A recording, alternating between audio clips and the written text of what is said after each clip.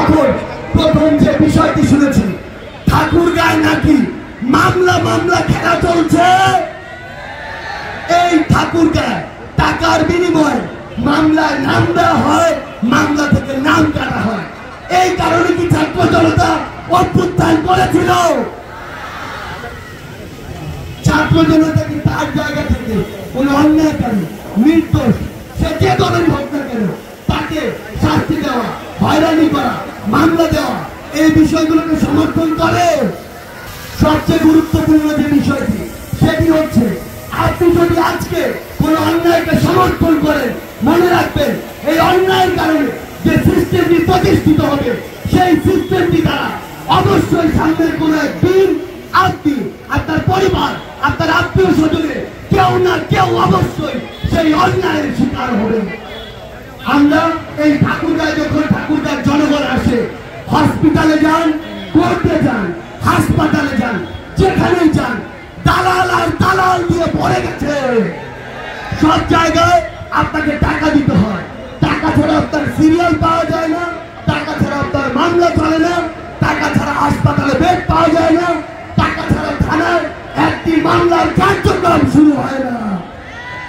এই যে অবস্থা, এই অবস্থা কি ছাত্র সমাজ কোনদিন সমর্থন করে?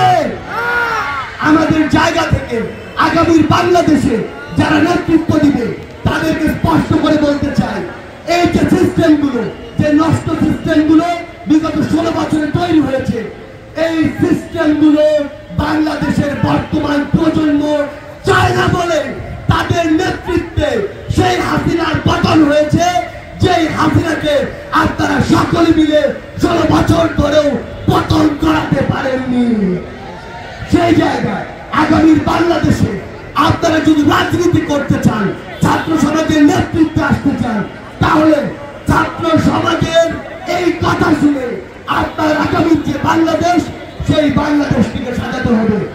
আমাদের জায়গা থেকে স্পষ্ট বার্তা, আগামীর যে বাংলাদেশ, সেই বাংলাদেশের যে পররাষ্ট্রনীতি হবে, সেটিও হবে ছাত্র জনতার মতামতের উপরে ভিত্তি করে। আমরা কি ওই স্বামী স্ত্রী পররাষ্ট্রনীতি চাই? আমাদের জায়গা থেকে স্পষ্ট বার্তা, আমাদের চারপাশে সীমান্ত রয়েছে, এই সীমান্তে আমার একজন নিরপরাধ ভাই বোনকে আমরা ওই ফেলানির মতো চুলে থাকতে দেখতে চাই না। আমাদের জায়গা থেকে স্পষ্ট বার্তাটি হচ্ছে, যদি আজকের পর থেকে এমন কোন ঘটনা ঘটে, হয় তার উপযুক্ত বিচার করা হবে, নাহলে বাংলাদেশের ছাত্র জনতা বিজেপি থেকে শুরু করে যারা যারা সম্ভব তারা সকলে মিলে কিভাবে আমাদের ওই রাষ্ট্রগুলোকে জবাব দিতে হয়, সেটি আমাদেরকে একসাথে আবার দেখিয়ে দিতে হবে। এই ঠাকুরগাঁয় নাকি একজন সুইপার, একজন দারোয়ান, একজন নৈশ প্রহরী নিয়োগ দেওয়ার জন্য 20 লাখ টাকা নেওয়া হয়। ঠাকুরগাঁর ছাত্র সমাজ একটা জিনিস মনে রাখবেন, এই যে মানুষটি 20 লাখ টাকা দিয়ে এই সিস্টেমে ঢুকছে, সে অবশ্যই তার কয়েক গুণ টাকা আপনার পকেট থেকে ওই রক্তচোষা সিন্ডিকেটের মতো শুষে নিয়ে তারপরে ওই সিস্টেম থেকে বের হবে। তাহলে দীর্ঘমেয়াদে যে ক্ষতিটি হচ্ছে, এই ক্ষতির ফল যে ফল, সেটি কাকে ভোগ করতে হবে? আমার সামনে আপনারা যারা বসে রয়েছেন, আপনাদেরকে, কিংবা এই মঞ্চ থেকে শুরু করে এই পুরো ঠাকুরগাঁয় যারা রয়েছে, সকলকে এই ফলগুলো ভোগ করতে হবে। আমি আপনাদেরকে একটা জিনিস শুধু বলে দিতে চাই, সেটি হচ্ছে আমাদের যে রাষ্ট্র সংস্কারে আমরা কথা বলছি, এই সংস্কারটা নিজের ঘর থেকে ঠিক করতে হবে। কারণ ওই যে দালাল, যে ওই সিন্ডিকেট, যে ওই চাঁদাবাজ, সে ইনকাম গুলো করে, ওই যে সদস্যটি, ওই যে ঠাকুরগাঁর যে লোকটি, সে লোকটি তো কোনো না কোনো পরিবারের সদস্য।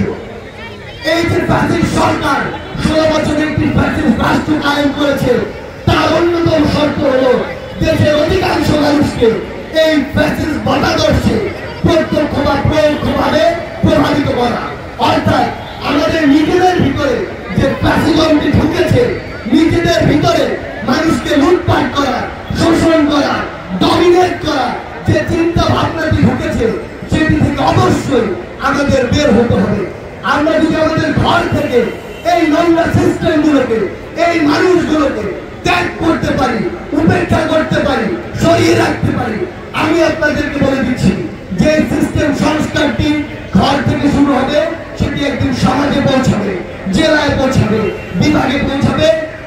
পৌঁছাবে।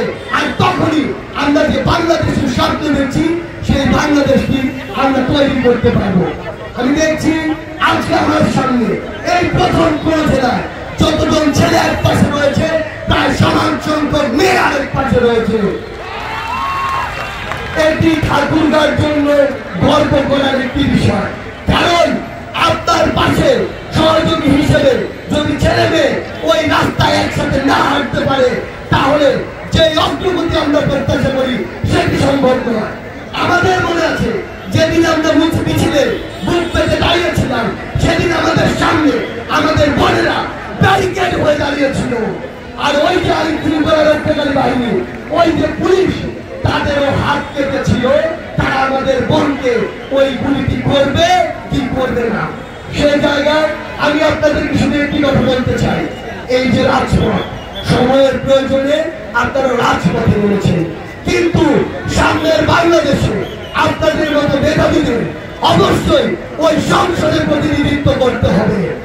আপনারা আপনাদের বাবা মাদেরকে বলবেন ডাক্তার, ইঞ্জিনিয়ার, পাইলট, জজ, ব্যারিস্টার হওয়ার পাশাপাশি আমাকে দেশের সেরা একজন মেধাবী, সৎ ও ন্যায়পরায়ণ রাজনীতিবিদ হয়ে উঠতে হবে।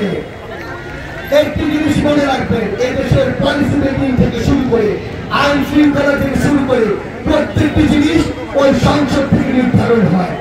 সেই সংসদে পলিসি মেকিং যদি আপনার মতো এই যোগ্য মানুষটা যেতে না পারে তাহলে আপনাদের চেয়ে তুলনামূলক অযোগ্য যারা ছিল তারা ওই চেয়ারটিতে বসবে। আর তারা যদি ওই চেয়ারটিতে বসে তাহলে বিগত 16 বছরে আওয়ামী লীগ যেমন এই বাংলাদেশে একটি করাপ্টেড সিস্টেম তৈরি করেছে, সেই সিস্টেমে আবার নতুন করে একটি চলচ্চিত্রায়ন দেখা যাবে। সেই জায়গা থেকে আপনাদের প্রতি একটি বিনীত অনুরোধ, এই অন্যায় শেষ হয়ে যায়নি, অন্যায়ের যে দিন ছিল সেটি একেবারে শেষ হয়ে যায়নি।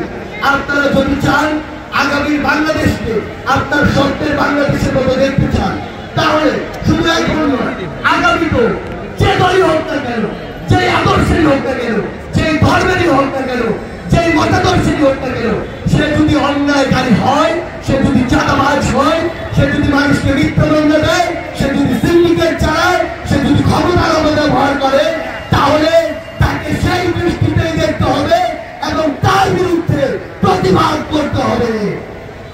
একটি জিনিস শুধু মনে রাখবেন, অন্যায়ের বিরুদ্ধে আপনার এই প্রতিবাদ, এই রাস্তায় নেমে আসা, এই সাহসটুকু যদি জারি না থাকে তাহলে এই অন্যায়কারীরা অন্য কোন রূপে